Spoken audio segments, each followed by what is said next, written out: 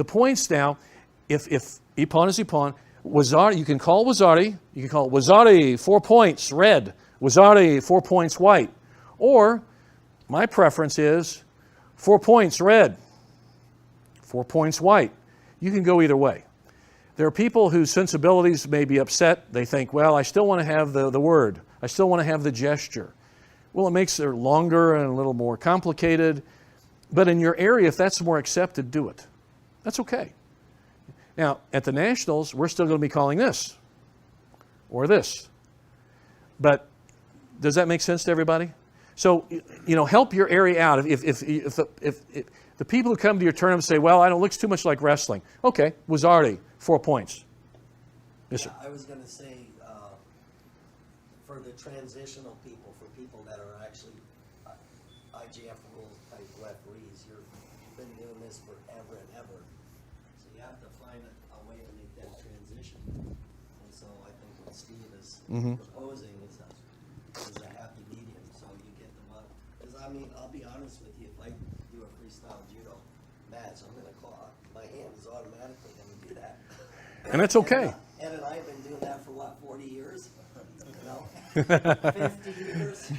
But no, that's absolutely okay. Yeah. But we're still getting, we know this means 4 points. Those referees know that, so make sure your table help knows if they see this and you don't call 4 points, they know this signal, wazari, is equal to 4 points. All right? Yes, sir. That's right. Absolutely. 4 points. Yeah, that's fine. Now, so the next level, yuko. All right? Now, 2 points. 4, 2, 1. Ippon, 4. Wazari. Yuko, 2. Koka. Remember the old days of Koka? Okay? I remember when they were changed. Ed, you and I remember. Jerry, you and I remember. There weren't things Kokas before then, and the Kokas were made a huge difference in judo, and I think for the better, actually, But we'll get to that in a moment. So, yuko, 2 points. Red. Yuko, 2 points white. 2 points white. 2 points red. The equivalent to a yuko throw, period. Okay, that's pretty easy. So we've got ippon. Ippon is a throw with control, largely on the back. It doesn't have to be flat on the back, largely on the back with control and force. No soft rolling ippons. Okay, that doesn't mean you have to knock somebody cold. 2 6-year-olds don't have to make a big boom. Okay, they're little bitty bodies. Just as long as all control, force, and impetus, that type of thing. We want to make sure it's hard enough, but it is still ippon. All right, wazari is anything less than that, okay? All right, yuko is anything less than that, same as any other judo rules, all right? Now, the one-pointers, we're getting into a whole new area here that will make, that this is what makes us different quite a bit from the judo rules as we know now, okay? And especially in relation to the newaza, the ground fighting. But let's start with the basics here. A koka is worth 1 point. Now in Kansas City, we call 1 point red, 1 point white. You can call koka 1 point. Give a signal, whatever, 1 point. Koka 1 point, white or red, whatever it may be here. Or you can do that, okay? By the way, Ed's holding up one finger.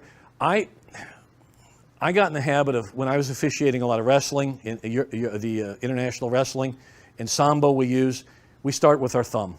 If you're going to start with a thumb, okay, we all started with sucking our thumbs. Just keep it up, okay? All right, but 1, 2, 4, ippon.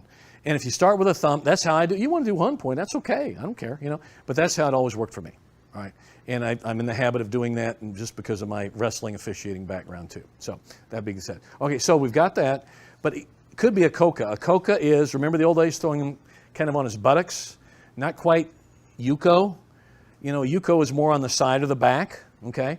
By the way, we have on our website, we got the rules on our website, right, Vincente? Okay, so we have a complete set of freestyle judo rules on our website at freestylejudo.org, freestylejudo.org, okay? And if you want a PDF copy, which is free, you can email me at stevescottjudo@yahoo.com. I'll shoot you an email of the rules, okay? So you have it's about a 45 page rule book. Real quickly, go off camera here. Here's what it looks like. Here's a hard copy.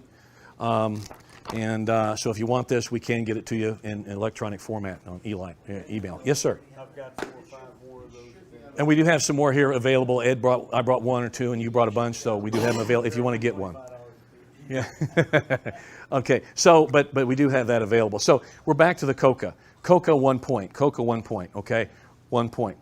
Now another thing that were initially in the rules of judo that helped make it more objective, which we've kept in freestyle judo, is if you throw someone and they land on their front torso, not on hands and knees or not on elbows and knees, but on the torso. Okay, that is a Koka. That initially was a Koka back in 72 when I think they changed the rules, 73, whatever it was. What's that? I believe it was 73, 74. 73, 74. And they made the rule changes and they took it out after a while. But I think they should have left it in because it did help make the match more objective and give another avenue for scoring. The more chances we have to give them to score points, the less I have to be intrusive and with my subjectivity. As an official, I find it very nice to have an objective set of criteria that I know I can fall on. Now I'm still going to call them as I see them. That's subjective. That's we're human beings. But if I have a good set of criteria that objectively is laid out as an official, I'm going to call a better, safer match, a more fair match. So that's what I'm trying to do. So that's why we still have the throw on the torso. It's a 1 point move. It could be a Koka, but if you want to call Koka, fine. It's 1 point. But that's what it is on that front, okay? Can you, for some of the people that don't know Koka, can we Vincente, please. All right.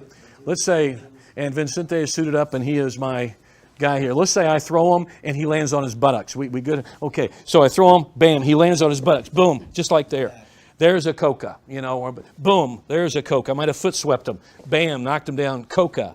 All right? Or I might have foot swept him, and just go to your torso front. Bam, foot. Boy, that was a dramatic one. But let's say I foot swept him, boom, and he goes down, boom, like that. I had a control there. I threw him, but I didn't throw him onto his back. So yeah, don't you think you should get credit for throwing the man? I mean, really, it makes sense. Well, that's what it was. There was the 1 point, Koka 1 point for the throw, okay? That helps things a lot for us as referees. It really does.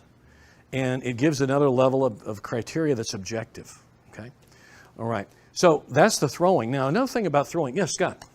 What about a situation where you initiated a throw, but it didn't really happen? But through the minutes, the match is now on We the both track. tumble, Yeah. and maybe I hit? Does anybody get a point? No control. Got to have control. Good point. Who said that? That's absolutely correct. Absolutely correct, Jeff. Because you've got to have control of it. So that's where my job is to assess that. Now, if I'm kind of point happy, and where some referees may be, they may get involved, and that's what you other two guys on the side, hopefully you're moving around doing your job, and you get that other two sets of eyes, say, no, there wasn't enough control. Okay, then overrule that. I'll change that just like we do normally in judo, and say no Koka, no 1 point, call it back, and then we can carry on, okay? Real quickly, before we go into this, don't have a big, hairy, long meeting while these two guys are cooling down. We can get this settled quickly, efficiently. You can, if you have to, you two side judges have to come up and get me. We'll back, mate. Okay, boom, we get back at it. We don't need to discuss the world events here, okay? We don't need to talk about, I may be a Grandmaster 18th Dan or whatever rank I can conceive myself to be.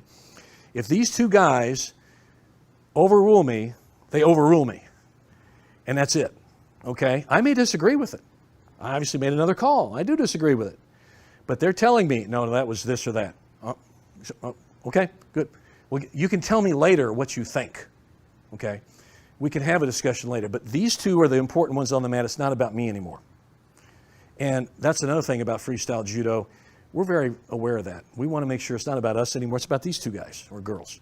We want them to have a fair, objective chance, safe way to do judo. Okay, so let's get back to the 1 pointers. 1 point, the throws. Is everybody good with that? You understand where we're coming from that? Okay, so it's in the old rules a Koka, either on the buttocks or on the torso. Okay, now if he lands elbows and knees, it's not a point. I don't have enough control of him. He stopped the control of my throwing movement. Okay, let's talk about